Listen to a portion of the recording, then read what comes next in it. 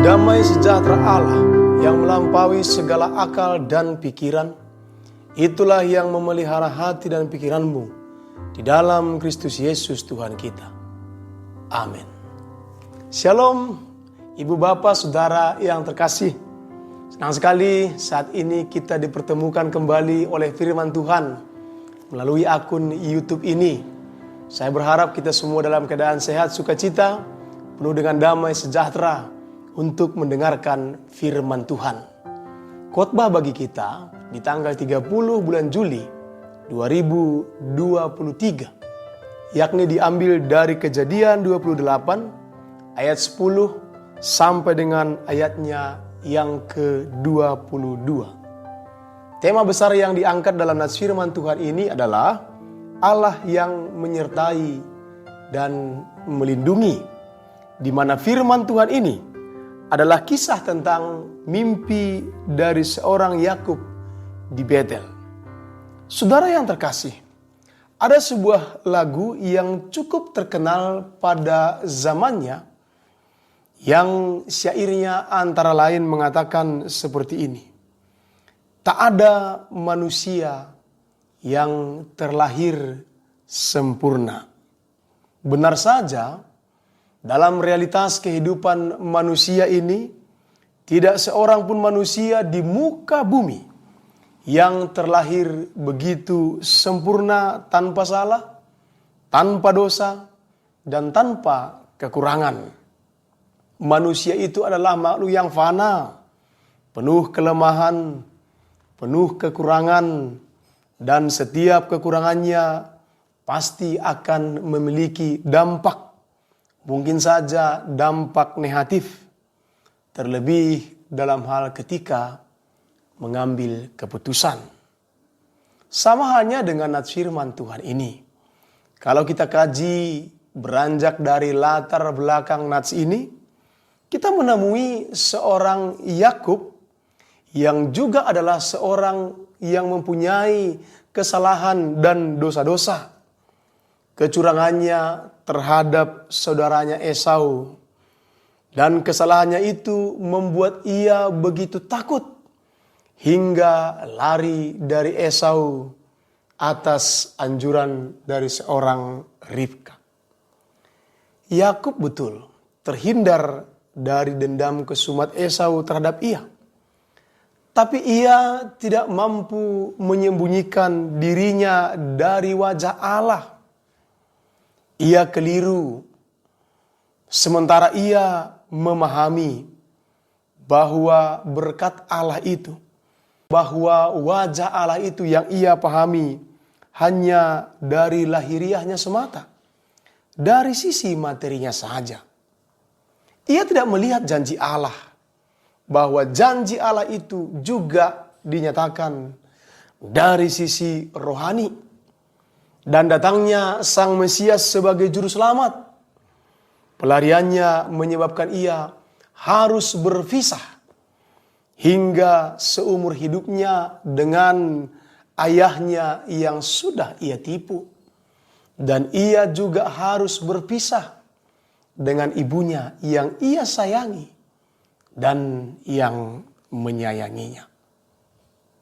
Sehingga Yakub harus beradaptasi dengan lingkungannya. Dia harus tidur berbantalkan batu yang keras dan berselimutkan langit yang dingin. Saudara yang terkasih, kondisi ini benar-benar begitu memprihatinkan dalam kisah hidup Yakub. Di ayat yang ke-10 sampai dengan ayatnya yang ke-13 nats firman Tuhan ini dikatakan seperti ini. Yakub berangkat dari Berseba dan pergi ke Haran. Ia sampai di suatu tempat dan bermalam di situ. Karena matahari telah terbenam, ia mengambil sebuah batu di tempat itu dan memakainya sebagai alas kepala, lalu membaringkan dirinya di tempat itu. Ia kemudian bermimpi. Tampaklah sebuah tangga didirikan di bumi yang ujungnya sampai ke langit, dan tampaklah malaikat-malaikat Allah naik turun di tangga itu. berdirilah Tuhan di sampingnya dan berfirman, "Akulah Tuhan, Allah Abraham, kakekmu, dan Allah Ishak. Tanah tempat engkau berbaring ini akan kuberikan kepadamu dan kepada keturunanmu." Saudara yang terkasih, ada satu hal yang tidak pernah muncul dalam pikiran Yakub sebelumnya. Allah Abraham menunjukkan diri kepadanya, menunjukkan diri kepada Yakub melalui mimpi. Saudara yang terkasih, apapun bisa dipakai Tuhan sebagai wadah, sebagai sarana untuk menyatakan keberadaannya kepada manusia. Sebagaimana ia memberikan pernyataannya kepada Yakub. Dan di tempat itu, tempat di mana Yakub tertidur, bisa dipakai Allah menjadi tempat untuk menyatakan kebenarannya, menyatakan keberadaannya yang senantiasa melindungi Yakub. Allah senantiasa melindungi Yakub sebagaimana yang dikatakan di ayat yang ke-13 sampai dengan ayat yang ke-15. Seberapa jauh pun Yakub berlari, mungkin dia bisa berlari dari hadapan saudaranya Esau. Dia bisa bersembunyi dari ayahnya yang ia tipu atau dari ibunya yang menyayanginya, tetapi dikatakan dalam firman Tuhan ini, "Akulah Tuhan Allahmu." Allah yang menunjukkan dirinya di Betel, tempat persembunyian, tempat di mana Yakub tertidur. Allah menunjukkan dirinya. Hingga Allah mengatakan kepada Yakub, "Keturunanmu akan menjadi seperti debu tanah, banyak, dan engkau akan menyebar ke sebelah timur, barat, utara, dan selatan. Dan olehmu serta keturunanmu, semua kaum di muka bumi akan mendapat berkat." Sebagaimana Allah tetap ingin memakai Yakub. Sesungguhnya di ayat yang ke-15 dikatakan, "Aku menyertai engkau dan akan melindungi engkau kemanapun engkau pergi. Aku akan membawa engkau kembali ke negeri ini, sebab aku tidak akan meninggalkan engkau, melainkan tetap melakukan apa yang telah kujanjikan kepadamu." Saudara yang terkasih, apa yang disampaikan Allah kepada Yakub ini merupakan sebuah pendidikan rohani. Pendidikan rohani yang disampaikan Allah hingga itu melahirkan sebuah kesadaran, melahirkan sebuah pernyataan yang diungkapkan Yakub di ayat yang ke-16 dan ayatnya yang ke-17. Yakub bangun dari tidurnya lalu berkata, "Sesungguhnya Tuhan ada di tempat ini dan ia mengetahuinya." Tuhan mengetahuinya. Sehingga Yakub memiliki sebuah perasaan yang diungkapkan di ayat yang ke-17. Ia takut dan berkata, "Alangkah dahsyatnya tempat ini." Sebenarnya bukan tempat itu yang dahsyat, melainkan Tuhan yang menyatakan dirinya di tempat itu. Itulah yang dahsyat itu. Ini tidak lain dari rumah Allah. Inilah pintu gerbang surga. Hingga keesokan harinya, Yakub mengambil batu yang dipakainya sebagai alas kepalanya dan mendirikannya sebagai tugu. Lalu menuang minyak ke atasnya dan menamai tempat itu. Di ayat yang ke-19 dikatakan tempat itu ialah Betel, yang dulunya namanya adalah Luz.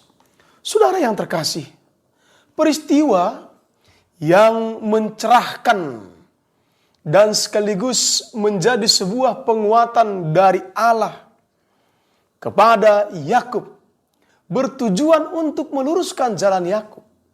Apabila ada sebuah peristiwa yang terjadi dalam kehidupan kita ini, itu semata-mata bertujuan untuk meluruskan jalan kita apabila peristiwa itu adalah datangnya dari Allah. bukan untuk menjerumuskan, bukan untuk mencelakakan kita, bukan untuk meninabobokan kita, akan tetapi untuk meluruskan jalan hidup kita sebagaimana jalan yang ingin ditetapkan oleh Allah dalam perjalanan kehidupan kita ini. Ketidaksempurnaan kita bisa dipakai oleh Tuhan untuk menggenapi rencananya. Ketidaksempurnaan kita bisa dipakai oleh Tuhan untuk menyatakan keinginannya, menyatakan jalan-jalannya yang akan dan yang harus kita jalani. Allah juga bisa memakai apa saja untuk memberikan peringatan kepada kita. Hal tersebut akan terlaksana, peringatan Allah itu akan terwujud juga dalam diri kita apabila kita mau membuka diri dan kita mau merespons sapaan dan uluran tangan Allah itu. Yakub telah terlebih dahulu melakukannya. Ia merespon dan membuka diri terhadap Allah. Perjumpaannya dengan Allah melalui mimpi itu ternyata menjadi sebuah titik balik kehidupan Yakub. Dari rasa takut, dari rasa tertekan, dari rasa sakit, rasa bersalah, rasa terancam. Ketika ia membuka diri terhadap Allah, itu berubah menjadi sebuah keberanian, menjadi sebuah semangat di dalam Tuhan. Dia berani menyongsong masa depannya dan beroleh kekuatan untuk melanjutkan perjalanannya. Yakub ketika membuka diri, beroleh kekuatan, beroleh pengharapan, menjadi sebuah titik balik dalam kehidupannya untuk melanjutkan perjalanannya dan melanjutkan misi Allah dalam kehidupannya. Dan ia pun bernazar sebagaimana diungkapkan di ayat yang ke-20. Tuhan akan menjadi Allahku.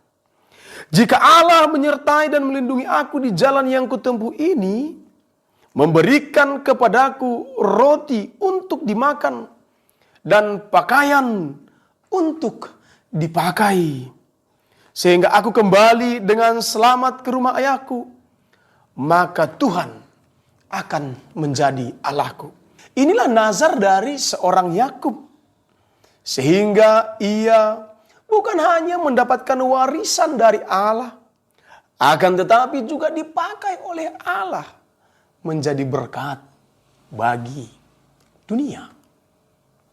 Saudara yang terkasih, selain bernazar, bertekad, berkomitmen untuk menjadikan Allah Abraham, Allah Ishak sebagai Allahnya, ia juga bernazar untuk membangun sebuah tugu peringatan kepadanya dan peringatan kepada keturunannya, peringatan tentang Tuhan yang berkarya, yang menyatakan diri, yang menyatakan rencananya dalam kehidupan Yakub.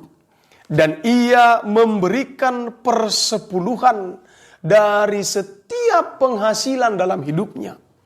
Dan itu diberikan untuk Tuhan. Dikatakan di ayat yang ke-22, batu yang kudirikan sebagai tugu ini akan menjadi rumah Allah. Dari segala sesuatu yang engkau berikan kepadaku, akan selalu kupersembahkan 1/10 kepadamu. Yakub bernazar untuk memberikan persepuluhan kepada Tuhan. Saudara yang terkasih, apapun itu ancaman, barangkali saudara merasakan ketakutan saat ini. Barangkali kita merasakan kekhawatiran saat ini. Atau mungkin itu karena dosa-dosa kita yang menghantui kita. Mungkin kita bisa bersembunyi dari orang-orang terkasih. Bisa bersembunyi dari orang-orang yang dekat dengan kita. Tetapi seperti lagu itu, kemanapun daku pergi bayang-bayangmu mengejar, bersembunyi dimanapun, selalu engkau temukan, selalu Tuhan temukan. Sebab bagi Tuhan tidak ada yang tersembunyi. Di hadapan Tuhan tidak ada yang bisa kita sembunyikan. Kemanapun kita pergi, kemanapun kita melangkah, Tuhan akan senantiasa menemukan kita. Sehingga dari ancaman, ketakutan, kekhawatiran, dan dosa yang sedang menghantui, menakuti, mengejar-ngejar kita sekarang, berlarilah kepada Tuhan. Sekali lagi, berlarilah kepada Tuhan. Berlarilah kepada Tuhan. Dia siap untuk berjumpa dengan kita. Dia siap untuk berjumpa dengan kita, masing-masing kita dalam situasi apapun, dalam kondisi apapun. Dimanapun. Apakah saat ini kita sedang tidur beralaskan bantal yang empuk, tempat tidur yang lembut, selimut yang hangat, atau sebagaimana yang dialami oleh Yakub, kita bertidurkan batu yang keras, berselimutkan awan langit yang dingin? Kita aminkan bahwa penyertaan dan perlindungan Allah senantiasa nyata dalam kita. Nyata dalam situasi kita. Nyata dalam kondisi yang sedang kita alami. Allah itu hadir. Allah itu mampu menjangkau kita dimanapun kita berada. Ia adalah Allah yang mampu bahkan mengubahkan segala keluh kesah kita. Segala kekhawatiran kita. Ia mampu untuk mengubahkan itu. Ketidaksempurnaan kita, ketidaksempurnaan pengalaman-pengalaman kita, kehidupan kita, masa lalu kita, Ia bisa pakai untuk menggenapi rencananya, untuk menggenapi kemuliaannya. Suka maupun duka kita bisa Ia pakai untuk kebaikan kita. Saudara yang terkasih, berlarilah kepada Tuhan. Mari memiliki komitmen bahwa Ialah Tuhan Allah kita. Ialah Tuhan Allahku yang senantiasa menyertai dan melindungiku, melindungi kita, melindungi semua yang percaya kepadanya. Amin. Kita berdoa. Terima kasih ya Tuhan, dari ketidaksempurnaan kami, dari segala ketakutan, kekecewaan, kekhawatiran, dan dosa-dosa kami datang kepadamu. Kami sadar kami bukanlah orang yang sempurna, penuh dengan dosa-dosa. Di hadapan Tuhan tidak ada yang tersembunyi. Tuhan mampu menjangkau kami apapun situasi kami saat ini. Tuhan tahu, lebih daripada orang-orang yang terkasih kami mengetahuinya. Bahkan lebih daripada apa yang kami ketahui tentang diri kami. Kami mau berlari kepadamu ya Tuhan. Kami mau datang kepadamu.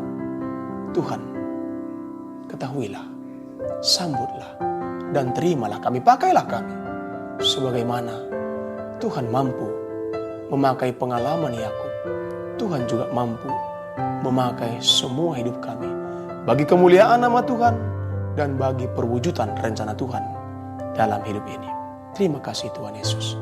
Amin.